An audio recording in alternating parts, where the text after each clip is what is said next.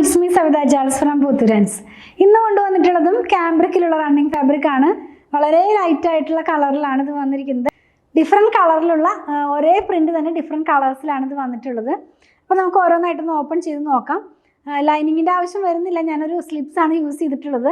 അങ്ങനെ ലൈനിങ് തന്നെ ഇട്ട് ചെയ്യണമെന്നൊന്നുമില്ല. നമുക്ക് കംഫർട്ടായിട്ട് ഈ സമ്മറിലൊക്കെ വെയർ ചെയ്യാവുന്ന പോലത്തെ ഒരു കളക്ഷനാണ്. ഈ പള്ളി പോകുന്ന ആവശ്യമോ അല്ലെങ്കിൽ ഇപ്പോൾ ഈസ്റ്റർ അങ്ങനെയുള്ള ഒരു ഫംഗ്ഷനൊക്കെ വെയർ ചെയ്യാവുന്ന പോലത്തെ ഒരു കളറാണ് കേട്ടോ. വളരെ ലൈറ്റ് ആയിട്ടുള്ളൊരു കളറാണ്. ഒരു കളറിൽ തന്നെ ഒരു പ്രിൻറ്റിൽ തന്നെ ഡിഫറെൻറ്റ് കളേഴ്സിലാണ് ഇത് വന്നിട്ടുള്ളത്.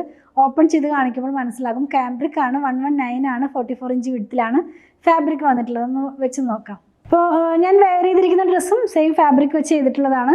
ഫസ്റ്റ് വൺ വരുന്നത് ഒരു ചന്ദന കളർ എന്ന് പറയാം. അതിനകത്തേക്ക് ഡിഫറെൻറ്റ് കളറിലുള്ള പ്രിൻറ്റുകളാണ്. ഒരു പ്രിൻറ്റ് തന്നെ ഡിഫറെൻറ്റ് കളേഴ്സിലാണ് പോകുന്നത്. ബ്ലൂ കളറിലാണ് ഇത് വന്നിട്ടുള്ളത്. ബ്ലൂവിനകത്ത് യെല്ലോ കളറിൽ ചെറുതായിട്ട് ഈ ഫ്ലവറാണ്, അപ്പോൾ അതിന് സെൻട്രലായിട്ടൊരു യെല്ലോ കളറിലുള്ളൊരു പ്രിൻറ്റും കൂടെ വരുന്നുണ്ട് കേട്ടോ.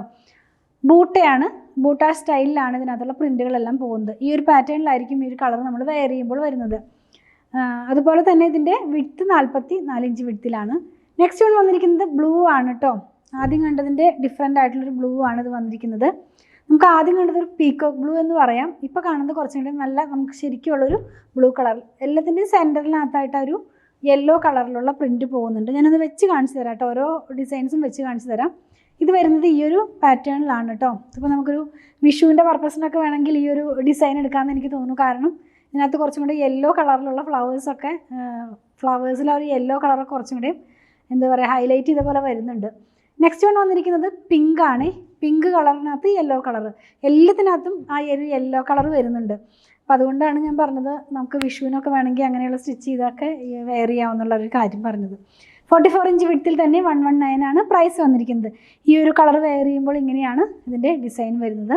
അപ്പോൾ ഇന്ന് നമ്മൾ ലാസ്റ്റ് കാണുന്നത് ഞാൻ ഈ വെയർ ചെയ്തിരിക്കുന്ന സെയിം ഫാബ്രിക് ആണ് കേട്ടോ. ഇത് വന്നിട്ടുള്ളതും ഒരു ബ്രൗൺ ഷെയ്ഡിലുള്ളൊരു പ്രിൻ്റാണ്. ബ്രൗണിൽ തന്നെ ഒരു ടോട്ടല ഷെയ്ഡിലാണ് ഇത് വന്നിട്ടുള്ളത്. അതിൻ്റെ ഒരു കുറച്ച് ലൈറ്റ് ആയിട്ടുള്ള ടോണാണ്.